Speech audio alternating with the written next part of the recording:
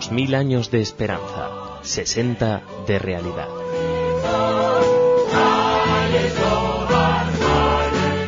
Bienvenidos a nuestro programa. Hoy hablaremos de Chaim Herzog. Chaim Herzog, sexto presidente del Estado de Israel, nació el 11 de Tishrei del año 5679, 17 de septiembre de 1918, en Belfast, Irlanda. Era hijo de Sarah Wilpan y del gran rabino de Irlanda, Isaac Levi Herzog, rabino de Israel a partir de 1937. Chaim Herzog llegó a Israel en 1935 y estudió en Yeshivat Merkaz Harav Kook y en la Yeshiva de Hebrón durante 3 años. En 1936 se unió a la Haganá y 2 años después se trasladó a Inglaterra para estudiar Derecho en Cambridge y Londres, completando sus estudios en 1942. Tras el estallido de la Segunda Guerra Mundial, se unió al ejército británico como oficial y completó su formación militar en la Academia Militar de Sandhurst. Sirvió como oficial de inteligencia y tomó parte en el desembarco en Normandía como oficial de inteligencia de la División de Blindados. Él fue uno de los primeros de las fuerzas aliadas que cruzó el Rhin en la Alemania nazi, participó en la liberación de Bergen-Belsen. Tomó parte en el interrogatorio de Heinrich Himmler, comandante de la SS al final de la guerra, y fue miembro del comité que organizó el sistema de inteligencia británicos en el sector ocupado de Europa y se desempeñó como militar gobernador en el norte de Alemania. En 1947, tras desmovilizarse del ejército británico, regresó a Israel y se unió a la División de Inteligencia de la Haganá, donde llevó a cabo funciones en el ámbito de la inteligencia y dirigió el Departamento de Seguridad en la Agencia Judía. En esta posición fue miembro enlace con el personal de las Naciones Unidas que llegaron a la tierra de Israel para investigar la situación antes de la retirada británica. Cuando se proclamó la independencia del Estado de Israel, se unió a la Fuerza de Defensa, donde cumplió funciones relacionadas con el mando y departamentos de personal.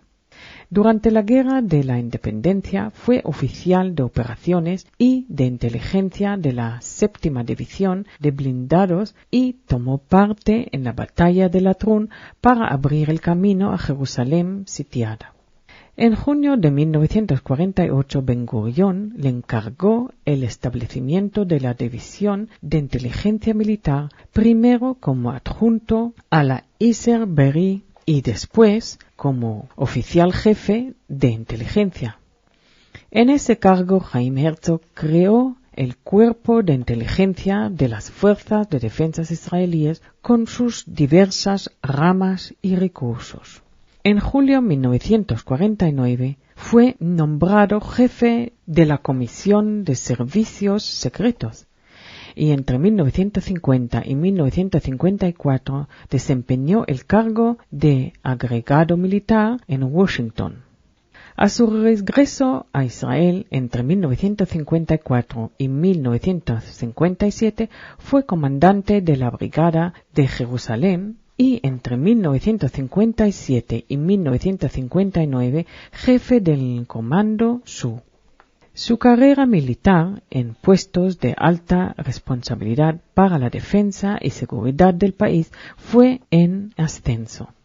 De 1959 a 1962 se hizo cargo de un segundo mandato como jefe de la División de Inteligencia de las Fuerzas de Defensa israelíes y se retiró de las Fuerzas de Defensa israelíes con el rango de mayor general. Aquel año de 1962 marcó el comienzo de la vida privada y profesional de Chaim Herzog como gerente de una empresa del sector privado y como abogado. El 28 de mayo de 1967, antes de que estallara la Guerra de 6 días, Chaim Herzog comenzó a trabajar como comentarista de noticias de radio Kol Israel, dando ánimos a los israelíes que vivían junto a las fronteras y dando confianza a la ciudadanía tras el bloqueo egipcio del estrecho de Tirán y traslado de tropas egipcias al Sinaí. Sus emisiones recibieron comentarios positivos y le valieron una reputación de fiabilidad en la opinión pública israelí. Tras la victoria de Israel en Jerusalén, Judea y Samaria, fue nombrado primer gobernador militar de emergencia de la ciudad de Jerusalén y de lo que había sido conocido como el West Bank, papel que desempeñó hasta finales de 1967. Regresó de nuevo a la vida civil, siendo presidente de la Junta de Directores de Keter Publishing y otros altos cargos ejecutivos. Fue nombrado socio en la creación de la RAFI, partido político. Durante la guerra de Yom Kippur, en 1973, Herzog regresó a la actividad pública mediante el cumplimiento de un valioso Hasbara papel. Su calma y sus comentarios tranquilizaron de nuevo a la población. Tanto fue así que la llamaron por aquella capacidad que tenía de tranquilizar a los ciudadanos el chupete nacional y fortaleza moral de la nación. En agosto de 1975, Chaim Herzog fue nombrado embajador ante las Naciones Unidas. El punto cumbre de esta embestida contra el país de Israel fue la injusta resolución de la ONU de equiparar el sionismo con el racismo. Resolución aprobada el 10 de noviembre de 1975, precisamente en el aniversario de Kristallnacht, una noche de matanza llevada a cabo por los nazis contra los judíos de Alemania y Austria. En su discurso, Chaim Herzog rompió en pedazos aquella declaración en la tribuna del orador, pero la resolución tardaría en ser cancelada. El 5 de mayo de 1983, Chaim Herzog fue elegido sexto presidente del Estado de Israel, cargo que repitió durante un segundo mandato. Trabajó para reforzar la moral y los valores nacionales del judaísmo y la democracia combinada. Herzog, que vivió los días más sombríos de la Segunda Guerra Mundial y la Guerra de la Independencia, no dio por definitivamente asentado el Estado de Israel, sino que su aspiración era trabajar día y noche para asegurar su existencia. Para él, la presidencia era un símbolo de la unidad del pueblo y un centro de coordinación, de identificación y expresión de orgullo nacional, tanto en Israel como para los judíos de todo el mundo, una institución capaz de expresar sentimientos profundos que abarcaron todas las comunidades étnicas, nacionalidades y creencias.